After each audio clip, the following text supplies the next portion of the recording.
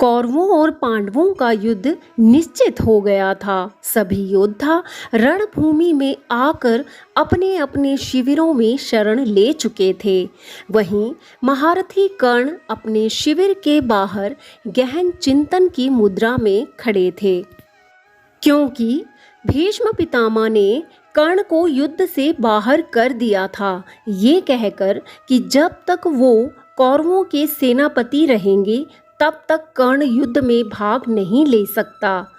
तभी पांडवों के शिविरों से कोई चलता हुआ कौरवों के शिविरों की ओर आ रहा है, और ये कोई और नहीं वासुदेव कृष्ण थे। वे अपने मध्यम गति से कर्ण के पास पहुंच जाते हैं। तब कर्ण श्री कृष्ण को देखकर कहता है, प्रणाम वासुदेव। और श्री कृष्ण भी कर्ण के अभिवादन को स्वीकार करते हैं। तब वासुदेव कहते हैं कि हम लोग यहाँ कल से आरंभ होने वाले युद्ध का निरीक्षण करने आए हैं, तो सोचा कि मैत्रीपूर्ण वातावरण की अंतिम रात्रि है, तो मिल मिला लूं उन लोगों से जो मुझे अच्छे लगते हैं। तब कर्ण पूछते हैं, तो क्या वासुदेव उन लोगों में मैं भी हूँ? तब वासुदेव ने कहा, निसंदेह कर्ण, निसंदेह। यदि ना होते तो मैं यहाँ आता ही क्यों? तब कर्ण फिर से कहते हैं, तो कहिए वासुदेव, मैं आपकी क्या सेवा कर सकता हूँ? वासुदेव कृष्ण कहते हैं कि गंगा पुत्र भीष्म की युद्ध नीति मेरे समझ में नहीं आई कर्ण। आप ही सोचिए कि उनके और दोनों आचार्यों के उपरांत कौरव सेना का जो सबसे बड़ा योद्धा है, उसे ये कहकर बिठला दिया कि जब तक वो प्रधान सेनापति रहेंगे तब तक कर्ण युद्ध नहीं कर सकता, महारथी कर्ण युद्ध नहीं कर सकता। तब वासुदेव कृष्ण एक मंद मुस्कान देते हैं और कहते हैं कि उनके पास तो इच्छा मृत्यु का वरदान है।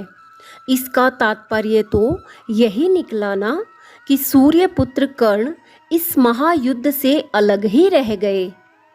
तब कर्ण आगे बढ़कर कहते हैं कि कदाचित भाग्य आगे बढ़कर अनुज अर्जुन की रक्षा कर रहा है वासुदेव, क्योंकि यदि मैं युद्ध में भाग ले रहा होता तो मेरे इन हाथों से मेरे उस अनुज का वध निश्चित था वासुदेव।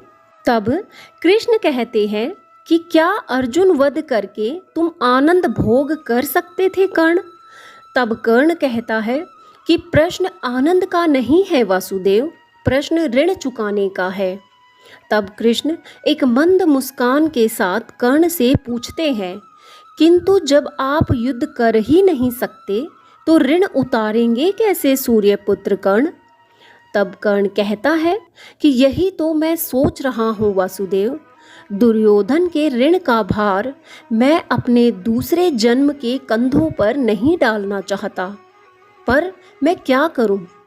यदि सेनापति मुझे युद्ध में भाग लेने की आज्ञा ही नहीं देते तो मैं यहीं बैठे बैठे युद्ध देखने के अतिरिक्त और कर भी क्या सकता हूँ वासुदेव? तब वासुदेव कहते हैं कि हे कौन्तेय, यदि युद्ध केवल देखना ही है तो अपने भाइयों के शिविरों में बैठकर देखिए। तब कर्ण कहता है कि आप जानते हैं वासुदेव कि मैं ऐसा नहीं करूँगा, मैं ऐसा कर ही नहीं सकता। तब कृष्ण पूछते हैं, क्यों? आप ऐसा क्यों नहीं कर सकते? तब कर्ण कहता है कि लोग कहेंगे कि मैं वीर गति को प्राप्त करने के भय से पांडवों की ओर चला गया। लोग तो ये भी कहेंगे कि राधेय ने कृतज्ञता के दायित्व का अपमान भी किया। जब मेरे साथ कोई नहीं था वासुदेव, तब केवल मेरे मित्र दुर्योधन ने मेरी ओर मित्रता का हाथ बढ़ाया था, और आज जब उसे मित्रों की आवश्यकता हुई है तो मैं उसका हाथ छोड़कर उधर चला जाऊं? नहीं नहीं वासुदेव, मैं अर्जुन के बाणों के घाव सहन कर सकता हूँ, लेकिन ये अपमान का घाव नहीं सहन कर पाऊंगा, इसलिए आप मुझे उधर जाने के लिए ना कहिए। और यदि ये समस्त कारण ना भी होते तब भी मैं वहाँ नहीं जाता। तब वासुदेव कृष्ण बहुत आश्चर्य से कर्ण की ओर देखते हैं और पूछते हैं कि ऐसा क्यों।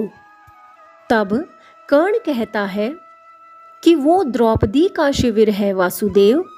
मैं स्वयं नारायण का सामना कर सकता हूँ, किंतु उस सती का सामना नहीं कर सकता जिस पर मेरी जीवा ने अश्लीलता का एक बाण चलाया था।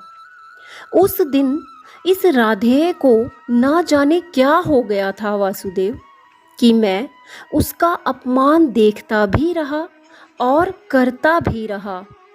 वासुदेव, अपने इस अपराध के लिए मैं स्वयं को कभी क्षमा नहीं कर सकता, कभी क्षमा नहीं कर सकता।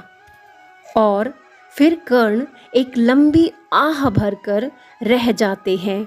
तब वासुदेव कृष्ण कर्ण को अपने हाथों से सहलाते हुए कहते हैं, अपने अपराध का बोध मुक्ति का मार्ग खोलता है ज्येष्ठ कुंती पुत्र। तब वासुदेव कर्ण से कहते हैं कि अब आज्ञा दीजिए, मेरे वहाँ ना होने से सब चिंतित हो जाएंगे। और तब कर्ण वासुदेव को प्रणाम करता है और वासुदेव अपने शिविर की ओर चल पड़ते हैं। और कर्ण फिर से अपने चिंतन में लीन हो जाते हैं कि अब कौन सा वो रास्ता होगा जिसके जरिए वह युद्ध में भाग ले पाएंगे, क्योंकि पितामह भीष्म ने तो उसका युद्ध में भाग लेने का रास्ता ही बंद कर दिया था।